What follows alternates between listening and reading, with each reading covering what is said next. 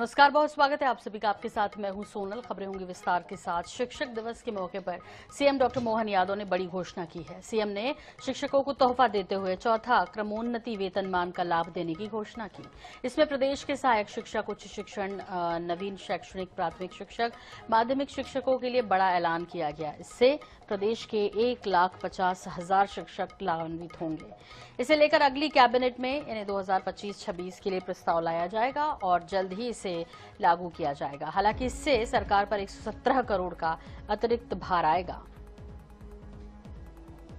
घोषणा हमारे द्वारा और आज की गई है।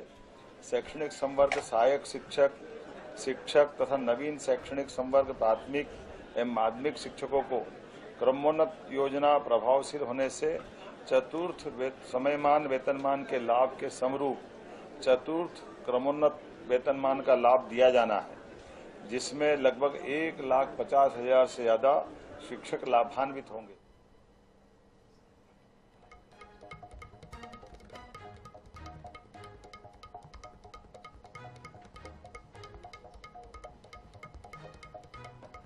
सरकार पर 117 करोड़ का अतिरिक्त भार आएगा इस फैसले के बाद और क्रमोन्नति वेतनमान मध्य प्रदेश के शिक्षकों को मिलेगा। इस बीच ब्यूरो प्रमुख अनुराग मालवीय हमारे साथ जुड़ गए हैं। अनुराग, आपसे समझना चाहेंगे, ये एक बड़ी राहत शिक्षकों के लिए है और कहना चाहिए कि शायद क्या इसकी उम्मीद वो पहले कर रहे थे, क्योंकि आज शिक्षक दिवस के दिन ये ऐलान होना उनके लिए अब तक के सबसे बड़े तोहफे के रूप में देखा जा रहा है। हाँ, बिल्कुल निश्चित रूप से अगर हम देखें तो जिस तरह का ये ऐलान है वो काफ़ी मायने रखता है और इसलिए मायने रखता है क्योंकि ये बहुत लंबे समय की मांग थी और इसके लिए कई सारे आंदोलन हुए हैं।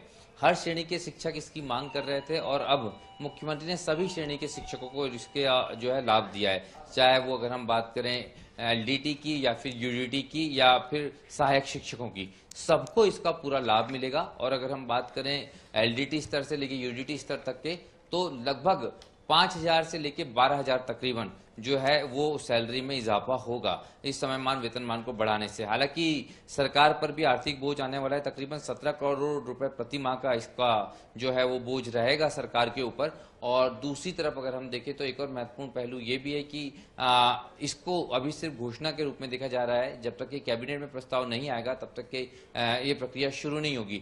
हालांकि जिस तरह से मुख्यमंत्री ने स्वयं ने ये बात कही है तो उम्मीद यही की जा रही है कि अगले जो कैबिनेट होगी, अगले सप्ताह अगली जो नेक्स्ट कैबिनेट, उसमें ही इस प्रस्ताव को पेश किया जाएगा और मंजूरी दे दी जाएगी और उसके बाद में इसे शिक्षा विभाग और सामान्य प्रशासन विभाग को भेजा जाएगा। लेकिन ये भी काफी समय लगेगा क्योंकि घोषणा के बाद कई बार उम्मीद की जाती है कि बहुत जल्दी हो जाएगा, तो इसको अलग अलग चरणों में जाना है। वित्त विभाग जीएडी और जीएडी से शिक्षा विभाग, और उसके बाद इसको लागू होना है। पर इसकी प्रक्रिया जल्द शुरू होगी जिस तरह से मुख्यमंत्री ने घोषणा की है उस लिहाज से। जी बिल्कुल ठीक कह रहे हैं और इस तमाम जानकारी के लिए आपका बहुत बहुत शुक्रिया। तो आपको बता दें कि अतिरिक्त भार सरकार पर जरूर आएगा, लेकिन इन सब के बीच एक बड़ी घोषणा जो है वो शिक्षकों के लिए की है आज मोहन सरकार ने और आने वाले कैबिनेट की बैठक में इसका प्रस्ताव भी पास किया जाएगा।